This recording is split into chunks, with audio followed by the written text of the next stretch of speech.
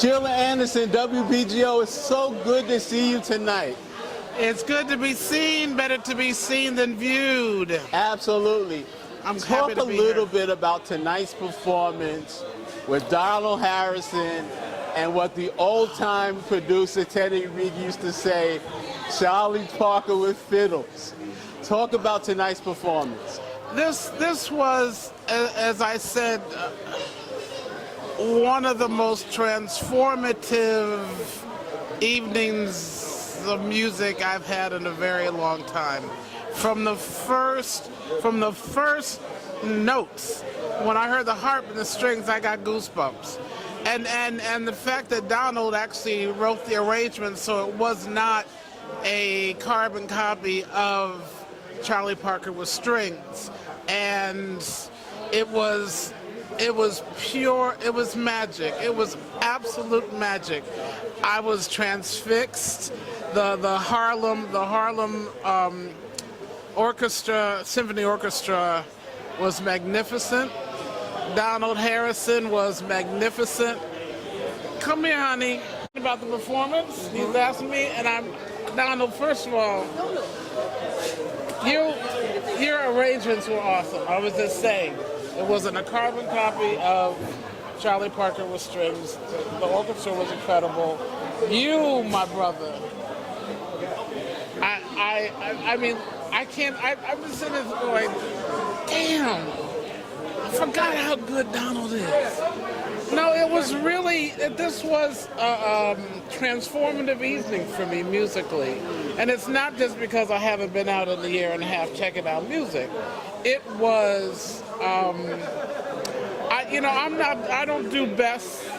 I don't do best, and the best this, the best that. But I gotta say, in all the Charlie Parker I've been hosting all these years, this has got to be the top best evenings. And I want to thank you. You did an amazing job. And of course, you can't go wrong with Joe Dyson and Dan Kaufman. Those two, oh my God. Oh, I love you, man. This was an incredible evening. I don't know what else to say. So, did I answer your question? Donald, talk about tonight's performance. I've seen you in just about every setting possible, but tonight completely blew me away. Talk a little bit about the performance tonight. Talk a little bit about some of the arrangements that you wrote tonight. Well, Charlie Parker Strings is a seminal piece of work that's timeless, and it's very challenging. It's very challenging music, and I'm always trying to get an opportunity to try to step up to the plate and do my best with it. And every time I play it, I learn something that I didn't know. And I grow every time I play it. And I'm chasing the bird. All right. Because he's a hero. You know, he's one of the guys, one of the most important musicians in the history of mankind. So the more I learn about him, the better I can be, and the better I can be as a musician. As I always said, Charlie Parker was inclusive, and that made him exclusive.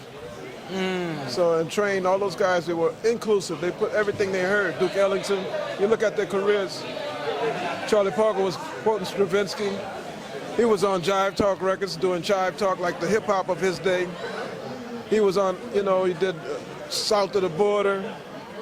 He did he was, and that's why I decided, John Coltrane did the same thing. He was walking the bar. You can hear that when he was doing Sheets of Sound, you know, with the way the tenor players go, wah, baby. He was putting that into the jazz music. He was putting his whole life, the church, everything that he experienced, it was when he got to his sound, it was an amalgamation of everything. That's when John Coltrane stepped forward, from being an amalgamation of their experiences. Bird said, if you don't live it, it won't come out of your horn. That's so heavy, and that music has no boundary lines. Right. So, sometimes they don't understand me, but I really living by that creed, by those ideals. But I have to do the same thing they did in their times, in these times. And I also have to, for me, study their music to give me the depth of understanding. But that's all I'm doing, trying to get a better understanding of Bird every day, teaching young guys what those incredible gentlemen left us, so that they can have it inside of them, and a lot of young guys are coming to me. You know, Emilio, the great young tenor saxophone, they're very interested in everything. So I know they're going to carry on the legacy. When you see the young guys at all these different performances, checking at everybody like we did, you know the legacy is in good hands. And see, that's one of the things I love about Donald is he is a true jazz messenger. Because as long as I've known him, he is always bringing the young people in his bands. I remember when you brought your nephew. He was in high school playing with you at the Newark Museum. I mean, you keep bringing the young people, and that's what is important and necessary, and why you are now a NEA Jazz Master. And on that note, thank you.